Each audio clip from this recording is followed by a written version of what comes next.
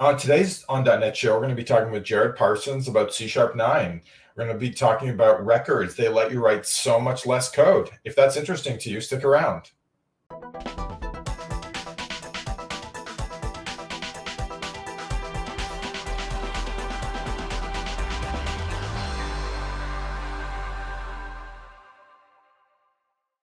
Welcome to another episode of the On.NET Show. Today we're going to be talking with Jared Parsons about C# 9. Welcome, Jared. Hey, thanks for having me, Rich. Yeah, so C#, that's kind of what you do, right? Yep, I'm the dev lead on the C# compiler team. I've been doing that. I've been working in languages at Microsoft for a little over 15 years now, and on the C# primary team for about last 6 or 7 years. Nice. So C# 9, that's the thing, like it's going to ship with .NET 5.0 later this year. Yep. It's going to ship a part of .NET 5 and 16.8 of Visual Studio. Yes. Cool. So we're going to kind of go through the entire language or just like some specific features? Today we're going to focus on a little bit of a subset of features, mostly records, init properties, and top-level statements is kind of what we're going to be going through today. Right. So would you say, how would you characterize C# 9 from like a, super small release, like massively game-changing? I would say it's kind of a medium-style release, which makes a bit of sense given that when we released C# 8, that included nullability, which was on the massive end of feature scale. And so part of C# 9 is both doing some more work on nullability, but also catching up on a lot of stuff that didn't quite make it into C# 8. Okay. That makes sense. Okay, how about we get started? All right. So as I said today, I really want to kind of talk a bit about records. And so records are a new way in C# of letting you define class types. And particularly, these are meant for types which really act as values instead of traditional objects. And by traditional objects, I mean, in university, you're kind of taught that the job of types is to encapsulate state. And essentially hide it from your consumers. They should really only indirectly access it via methods and properties. In theory, you should be able to swap out all your state, and the consumer should be kind of none the wiser. Value style objects are kind of the opposite of this. Their behavior is really defined by their state. For instance, like if you think about like a point, like int x, int y, the entire object is defined by that state. And those type of objects generally kind of eschew encapsulation. Instead, they just say like, hey, here's my X and here's my Y, like access it all you want. And these are fairly common types in programming in general and .NET as well. I mean, if you think about any kind of JSON programming you've done in C#, you've stubbed out a whole bunch of JSON values to go in and out of your serializer. And those are effectively all like value style objects. But in addition to kind of exposing their state, these objects tend to want kind of a fairly common set of behaviors.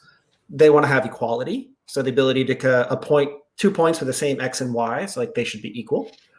They want to have deconstruction. They want to work with C# pattern matching, and possibly they want to participate in immutability. And records come about because defining these types with these behaviors in C#, I mean, it's very doable. It's a small amount of code that can be, but that code is quite boilerplate. And it's basically the exact same for every one of these objects. And while it's cheap on kind of an individual object, if you look at the totality of your program, it really starts to add up.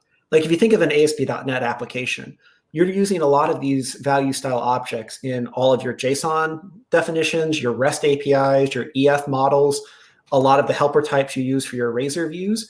And this small amount of work on the individual scale just adds up a ton on the scale of a program.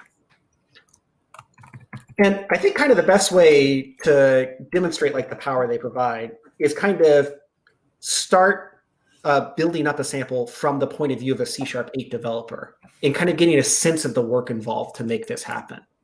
So what we're going to do here is we're going to start. We're going to avoid watching Jared do a ton of typing. We're going to start with a very simple person type. And what we're going to do here is say that, hey, I have a class person. And it has first name,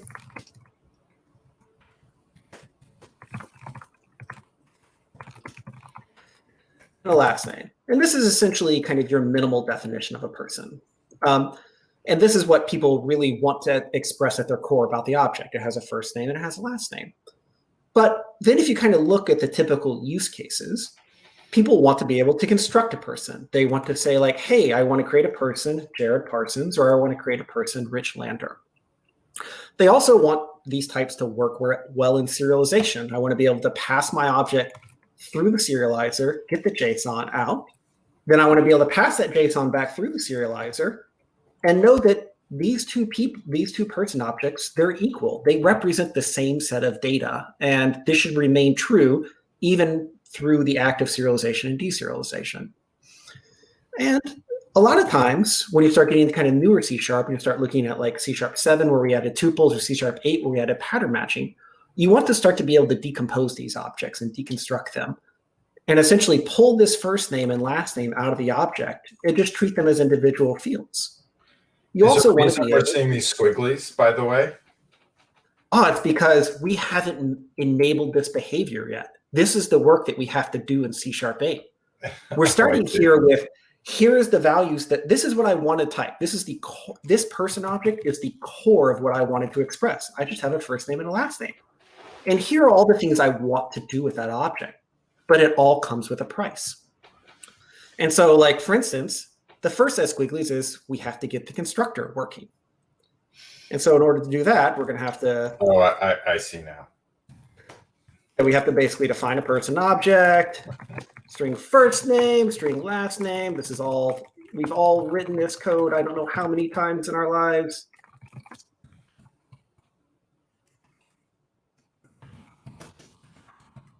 And so now that takes care of kind of the first set of squiggles.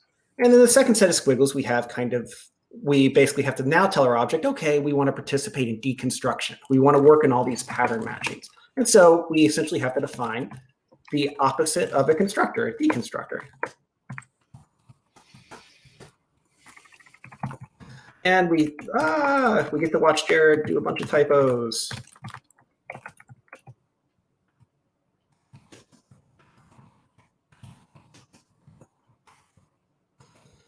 And so now we see, like, with a little bit of work, we've essentially got the program compiling now, and we have all the behaviors. And if we F5 through the program, what we're going to see, once my super fast laptop starts up, is that it's printing out the JSON. We are getting the deconstruction here. We can see that it is pulling the names out, and it is working in our pattern matching to see if Rich is in the chat or not.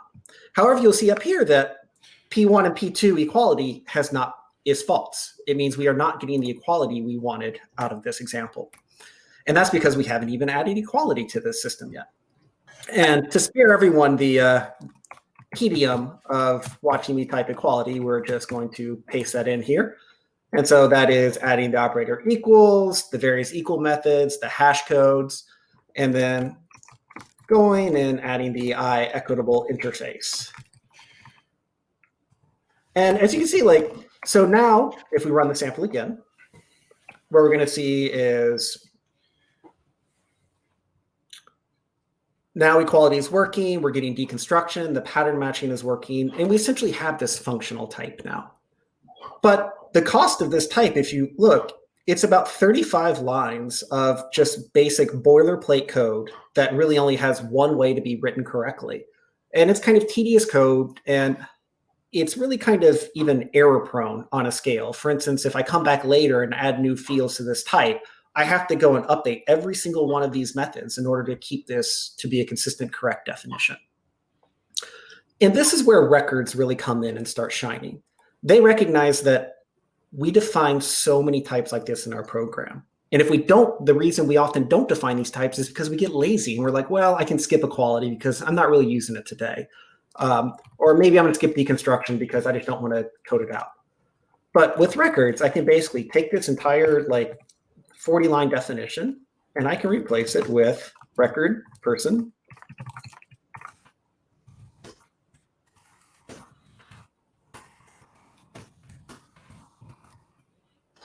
And now all the code I wrote before is still there. It all compiles. And if we execute this code, we will see that I get the exact same behavior as before. We still get the pretty JSON output. Our records are comparing equally. All the deconstruction, all the pattern matching is working. And I've done it with just this tiny little definition, this very concise thing. And this is the core of what I originally wanted to say. I just said, I want a person and I want to have a first name and a last name. C#, can you give me all the rest of this behavior? So that makes sense. I've played with records, so I was able to see through to the end. Can you talk a little bit more about the equality nature? Because most people in C# use classes, and as you just demonstrated, classes, their equality semantic is based on object identity, not based on content. The content that they hold. And so can you give a sense of, when people move to this new equality scheme, like, I guess their programs are going to act differently. Talk to how people should target this new equality system.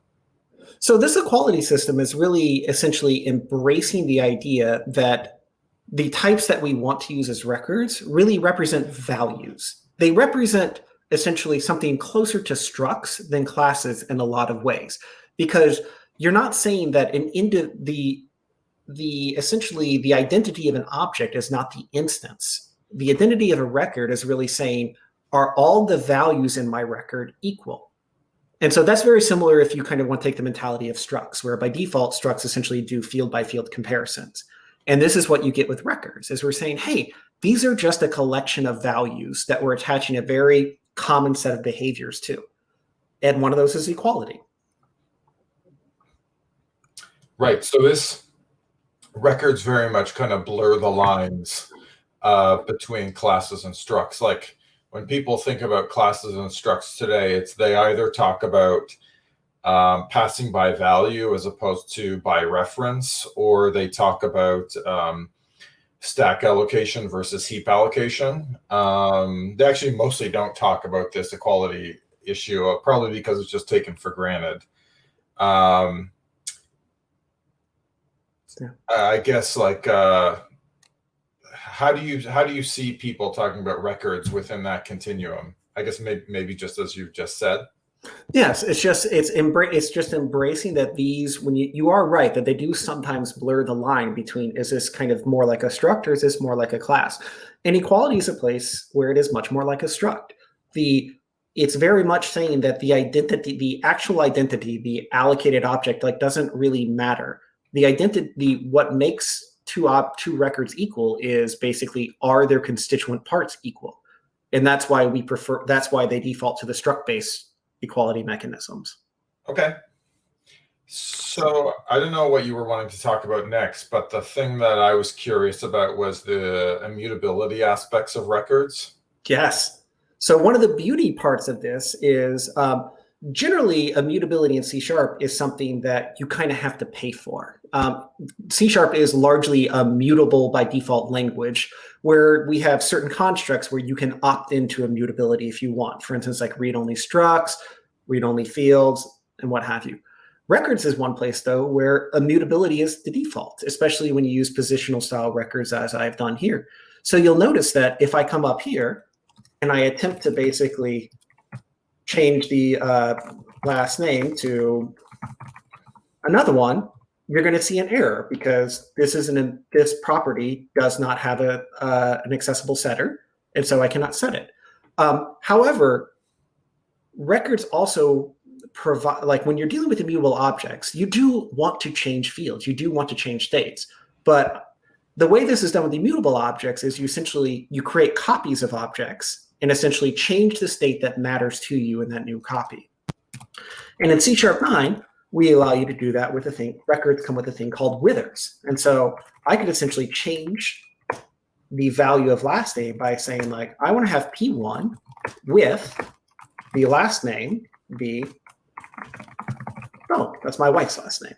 And so I want to basically, and what this will do is it takes P1, it creates an entire copy of it, changes the last name, the bone, and returns the new object.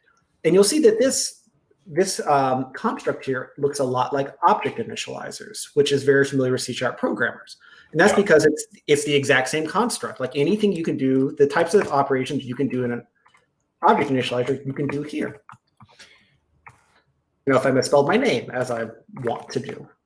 But here's the thing, like you're not, and while immutability is the default in records, especially when you go with positional syntax, it is by no means required.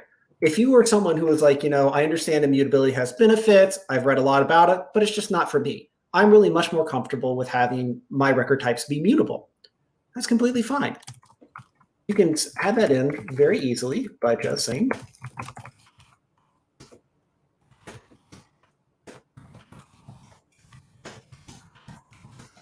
just define the properties and have them be normal mutable properties. And as you can see up here, nothing has changed. I've gotten no new red squiggles. You can see that this with expression, where I create a copy of the object and change a field, it's still working. You're doing exactly what it did before. But if I didn't like that, if I said, no, I want in place, I can now just say last name equals home, and it works great. So that all makes sense, and it's great that people are going to have choice on mutability versus immutability. You've been able to do immutable style programming with C# for some time. It hasn't been as nice as this. Do you feel like that people are going to finally adopt immutability as a kind of commonplace pattern now that records are there and make it significantly more easy? I think so we're seeing, like, especially when we look at customer code, I work on the C# compiler team. We interact with customers a lot. When there are compiler bugs, there are no compiler bugs, but we interact with customers anyway. And we can see a lot of the code, and you can definitely see the transition that people are embracing immutability more and more.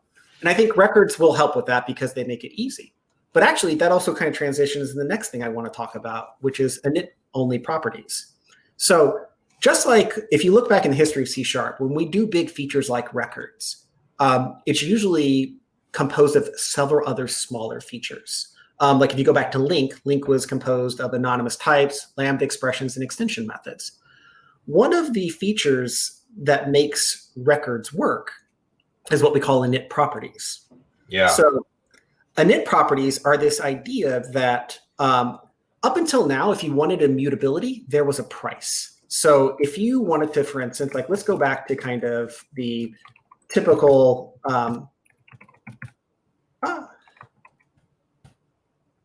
point example.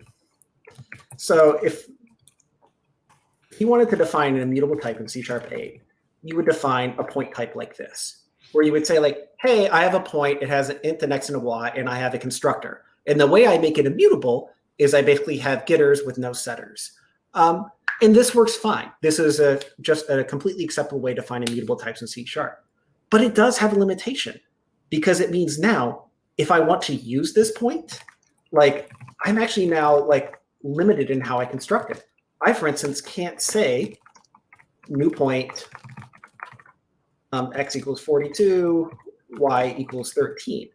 And this is something that I could have on all of my mutable objects. But once I go to immutable code, I can no longer do that. And that means both that immutable code in C# had less fluid construction and a higher cost to the type authors because it required them to write constructors, even when they didn't need to. But starting in C#9, we now have this thing called init properties. And what these are is inits are a lot like setters, except for one big difference. They can only be used during the construction phase of the object. And so what that means is I am now can define my point that just have a get and an init. I can remove the constructor, and I can use object initializers just like I would be doing for a mutable object. And you can see here that it's completely acceptable to set x while I'm building up the object. But afterwards, if I try to change it down here, I'm going to get an error because the object's fully constructed at this point. Immutability has taken hold, and I'm no longer allowed to change the value. So have you found, we've had several previews now of .NET 5, although I can't actually remember when some of these particular features came in. But have you found some cases where people have started to transition more kind of large style code bases over to these immutable features? Yes, we have. We've had one nice thing is because of the way we preview C# now, where we actually check it into the main Visual Studio code base and allow customers to kind of flip a flag and start using these features before we're finished, it makes adoption of these like much simpler. And so we have gotten a lot of feedback from customers on this. Init properties, mostly massively positive feedback. People are very excited about them, and they have started transitioning to them, as well as with records. We have a number of customers that are starting to use them, give us feedback, and they really helped us kind of like finalize the design with that feedback. Nice. Okay, so we should probably transition to closing out this this video. What would you like to leave people with? So what I want to leave people with is basically that when they're looking at, like, they should, when looking at their code and looking at all the times they've had these kind of like these small value-based types, like particularly if you look at your JSON serialization, all these small little types you define just to pack a few values and kind of throw them around in your program, you should really start to look at that and kind of ask yourself, like, is this just a collection of values? And if so, should I start using records to express them better when I adopt C#9? And also looking particularly with init properties, like, can I make some of my objects, some of the types I've made before where I had maybe started using immutability, can I make it a lot simpler and a lot more fluid for my customers to use by embracing init properties? Makes sense. So age-old question, are we going to start seeing people defining multiple types in a single file because of records? I really hope so. I mean, if people really want to have like 21-line files in their, project, I mean, more power to you. I would highly encourage you, though, to consider having records as a way to change your mentality and maybe let yourself define a few types in the same file. Yeah, awesome. Okay, Jared, thanks for being on the show. I think people love C#, and I think they're going to love C#9. Awesome. Thanks so much for having me. Awesome.